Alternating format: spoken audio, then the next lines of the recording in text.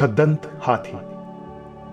हिमालय के घने वनों में कभी सफेद हाथियों की दो विशिष्ट प्रजातियां हुआ करती थी, छद्दंत और उपोसत। छद्दंत हाथियों का रंग सफेद हुआ करता था और उनके 6 दांत होते थे, ऐसा पाली साहित्य में लिखा हुआ है। छद्दंत हाथियों का राजा एक कंचन गुफा में निवास करता था। उसके मस्तक और पैर माणिक के समान लाल और चमकीले थे। उसकी 2 रानियां थीं, महासुभद्दा और चुल सुभद्दा। एक दिन गजराज और उनकी रानियां अपने दास दासियों के साथ एक सरोवर में जल क्रीड़ा कर रहे थे।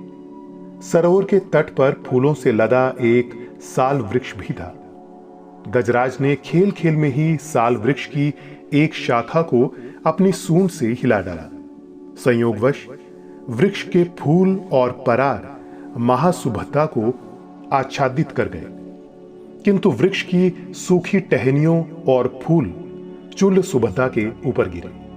चुल सुभद्दा ने उस घटना को संयोग न मान स्वयं को अपमानित माना। नाराज चुल सुभद्दा ने उसी समय अपने पति और उसके निवास का त्याग कर वो वहां से चली गई।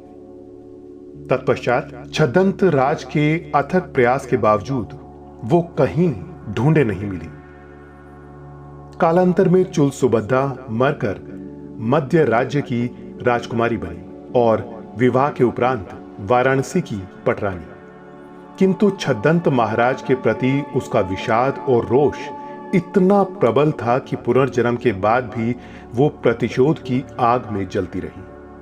अनुकूल अवसर पर उसने राजा से छद्दंत राज के दंत प्राप्त करने को उकसाया। फलतः राजा ने उक्त आदेश से कुशल निषादों की एक टोली बनवाई, जिसका नेता सोनुत्तर को बनाया। 7 वर्ष 7 महीने और 7 दिन के पश्चात सोनुत्तर छद्दंत राज के निवास स्थान पर पहुंचा।